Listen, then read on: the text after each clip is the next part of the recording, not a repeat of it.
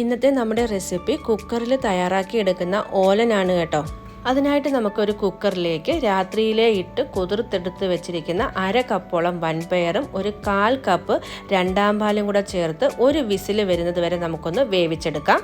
കുതിർത്തെടുത്തത് കൊണ്ട് തന്നെ നമ്മുടെ വൻപയർ ഒറ്റ വിസിൽ കൊണ്ട് വെന്ത് കിട്ടും. ഇനി നമുക്കിതിലേക്ക് 1 കപ്പ് കുമ്പളങ്ങ ഇതുപോലെ ചെറുതായിട്ട് അരിഞ്ഞത് ചേർത്ത് കൊടുക്കാം.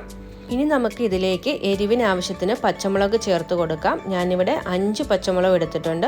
ഇനി ഒരു 2 തണ്ട് കറിവേപ്പിലയും ആവശ്യത്തിന് ഉപ്പും കൂടെ ചേർത്ത് നല്ലതുപോലെ ഒന്ന് മിക്സ് ചെയ്തതിന് ശേഷം ഒരു വിസിൽ കൂടി നമുക്കൊന്ന് അടിച്ചെടുക്കണം.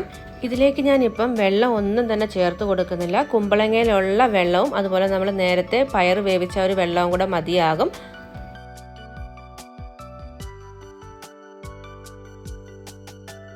ഇപ്പം നമ്മുടെ കുമ്പളങ്ങയും പയറും നല്ലതുപോലെ വെന്ത് കിട്ടിയിട്ടുണ്ട്. ഇനി നമുക്കിതൊരു പാത്രത്തിലേക്ക് മാറ്റി കൊടുക്കണം.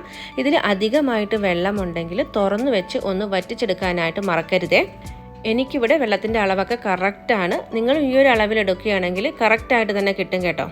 ഇനി ഇതൊന്ന് ചൂടായി വരുന്ന സമയത്ത് ഞാൻ ഇതിലേക്ക് 1/2 ടേബിൾ സ്പൂണോളം പഞ്ചസാര ചേർത്ത് കൊടുക്കുന്നുണ്ട്.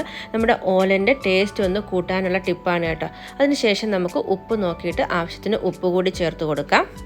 ഇപ്പം നമ്മുടെ ഓലന് ചെറുതായിട്ടൊന്ന് തിള വന്നിട്ടുണ്ട്. ഇനി നമുക്ക് ഫ്ലെയിം സിമ്മിലേക്ക് ആക്കിയിട്ട് 1 കപ്പ് ഒന്നാം പാലാണ് ഞാനിതിലേക്ക് ചേർത്ത് കൊടുക്കുന്നത്. ഒന്നാം പാൽ ചേർത്ത് കൊടുത്താൽ പിന്നെ തിളയ്ക്കരുത്. ഒന്ന് ചൂടാക്കിയതിന് ശേഷം ഫ്ലെയിം ഓഫാക്കിയെടുക്കാം. അതിന് ശേഷം നമുക്ക് ഇതിലേക്ക് ഒരു 2 തണ്ട് കറിവേപ്പിലയും 2 ടേബിൾ സ്പൂണോളം വെളിച്ചെണ്ണയും കൂടെ ഒഴിച്ചിട്ട് അടച്ച് വെക്കണം. ഒരു 1/2 മണിക്കൂർ കഴിഞ്ഞിട്ട് നമ്മൾ ഇത് നല്ലപോലെ മിക്സ് ചെയ്തിട്ട് സെർവ് ചെയ്യുവാണെങ്കിൽ നല്ല സൂപ്പർ ടേസ്റ്റുള്ള ഓലൻ നമുക്ക് റെഡി ആയിട്ട് കിട്ടും.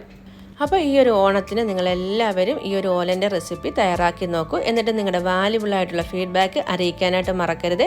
വീണ്ടും അടിപൊളിയായിട്ടുള്ളൊരു വീഡിയോയിൽ കാണുന്നവരേക്കും ടേക്ക് കെയർ. Bye bye.